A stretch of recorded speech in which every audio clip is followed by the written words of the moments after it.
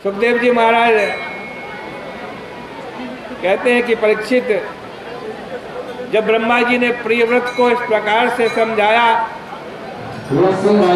तो प्रियव्रत ने उनकी आज्ञा मान ली। ब्रह्मा जी अंतर ध्यान हो गए। ब्रह्मा जी तो प्रियव्रत के लिए दो तरीके से बड़े हैं। एक तो पिता के पिता ब्रह्मा जी हैं, दूसरे गुरु के गुरु भी हैं। फिर भी वो आज प्रियव्रत ने ब्रह्मा जी के चले जाने के बाद अपने गुरु नारद जी से पूछ लिया और उन्होंने अनुमति दे दी। यह नहीं कि प्रियव्रत केवल ब्रह्मा जी के कहने से ही राज्य संभालने के लिए चले गए। अब राज्य पर प्रियव्रत का अभिषेक हुआ। मनु जी निवृत्त हो गए। प्रियव्रत भगवान के चरणारविंद में मन लगा के पृथ्वी का शासन करने लगे। प्रजापति विश्वकर्मा की पुत्री वारिकमती से उनका विवाह हुआ।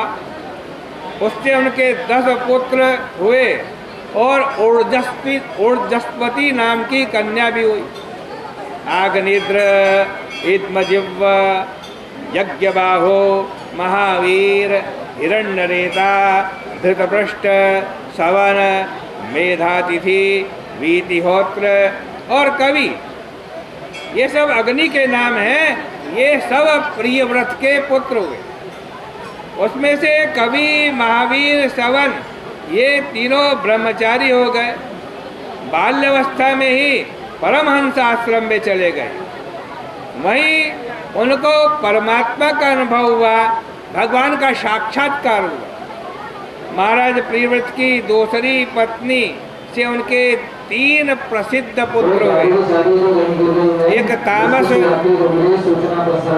पहला उत्तम, दूसरा तामस और तीसरा रैवत। और देखो ये तीनों के तीनों मनवंतरों के अध्यक्ष हुए।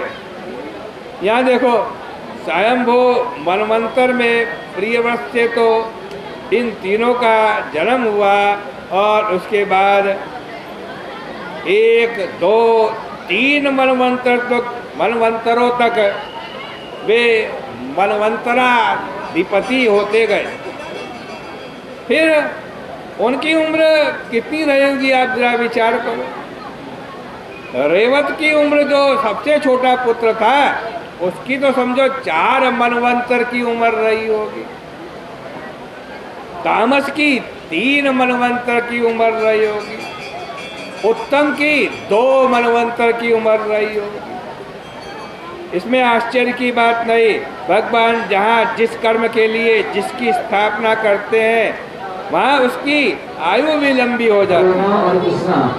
तो स्वयंभू मनु के पौत्र मनवंतराधिप हो गए। प्रियव्रत की आयु भी बहुत लंबी थी। उन्होंने बहुत वर्षों तक अपने प्रारब्ध के अनुसार भोग भोगे। उन्होंने सोचा कि जब सूर्य चले जाते हैं तब रात हो जाती है, इसलिए हम सूर्य का पीछा करेंगे। इस प्रकार उनके पीछे चलेंगे कि रात होने ही नहीं देंगे।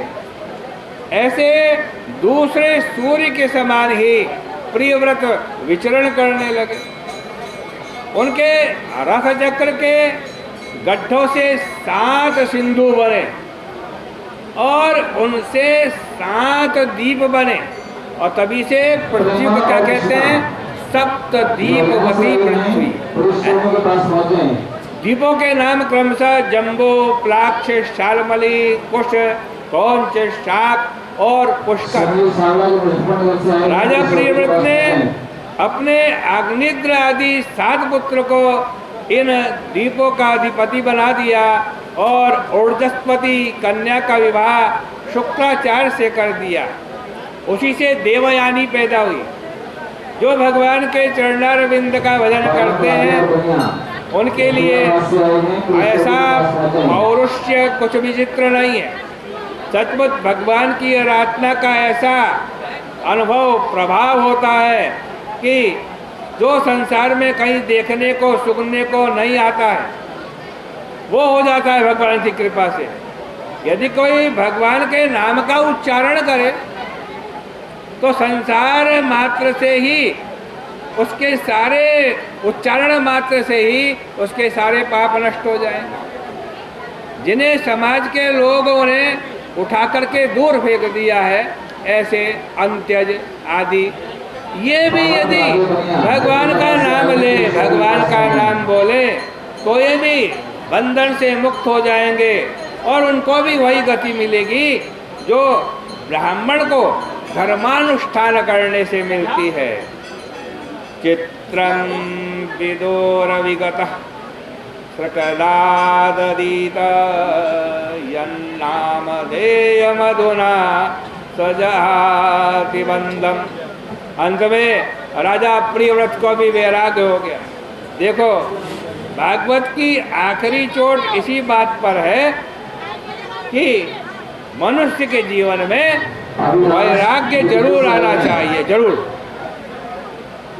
राजा प्रियव्रत पछताने लगे, हाय हाय मैंने बहुत गलती कर दी, जो इंद्रियों के चक्कर में पड़ कर के अविद्या रचित विषम विषय रूप अंधकूप में पड़ गया।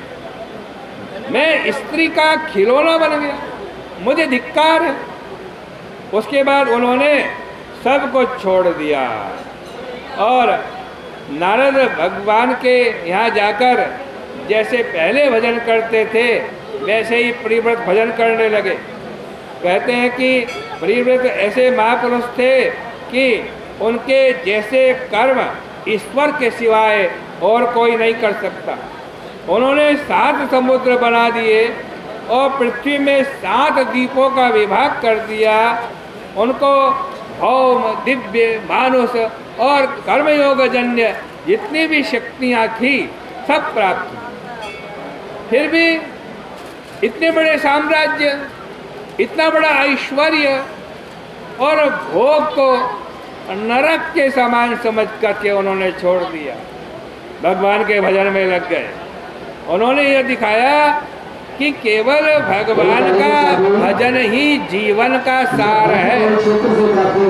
उनके लिए भगवान के भजन में जो सुख है, जो रस है, उसके सामने सारा दुनिया का भोग सुख वो क्या है?